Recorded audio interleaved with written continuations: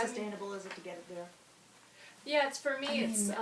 It's of course having a huge part of it for me is, well, first of all, there's a lot of carbon involved in transporting food from across the world or across the country. There are those food miles where you transport that food, and that costs a lot of carbon just moving that food around. Of course, it loses some of its nutritional value too when it's been transported a long ways. It's healthier, it's tastier locally.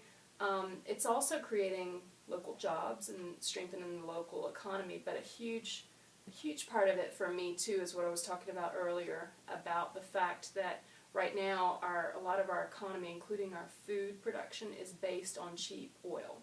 And cheap oil is no more. We might as well forget about it. We haven't realized it yet, but cheap oil is gone. We've had it for the last 100 years, but now like all that easy to get up stuff that we've been pulling up for the last 100 years is it's largely gone, and we're moving. That's why we're moving to deep water oil and tar sands oil, which is like an incredibly energy intensive process just to get it out. You have to expend something like you have to expend 1 part energy to get 3 parts back. That's crazy. When we used to get oil, it was like 1 part energy and you get 100 parts back. So it's getting harder and harder, and the environmental consequences of getting that oil are just tremendous. The amount of natural gas and fresh water, which is irreplaceable, that we're using with tar sands, also fracking.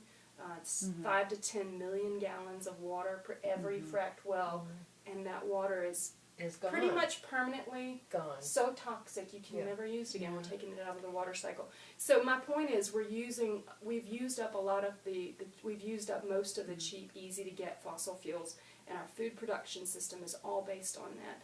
And if we continue to expect that cheap oil to transport food from far away, we're going to be in for a really nasty surprise in the not too distant future. So if we start to transition now, as more and more of our food production to local, we're going to find like our children and our grandchildren are going to have a lot better food security, and they're going to have a lot better health, because if they're dependent on food from 200 or 500 miles or 1,000 or across the world, it's not going to be there, at least in any affordable sort of fashion, is what most of the people who are studying these global supplies are telling us. And so I think that's, to me, even like climate change, lots of people still don't get it. People are starting to get it. It's like 75% of people now, which I'm really pleased it's finally gone that high.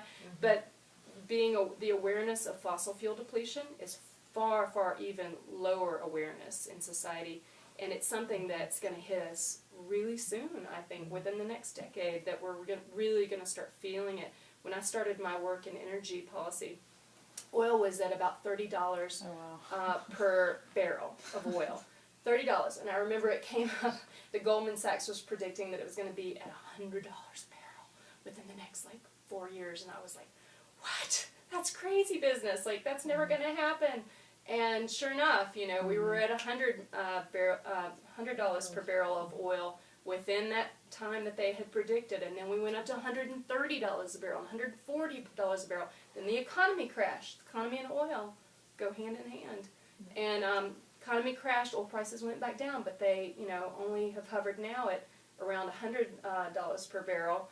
And as the economy does better, the oil prices increase, and the supply, all the cheap, easy stuff, is harder. So some of the oil giants have just recently announced that they're not putting more investments into a lot of the searching now for oil. It's not affordable for them to do that anymore. That's a huge thing.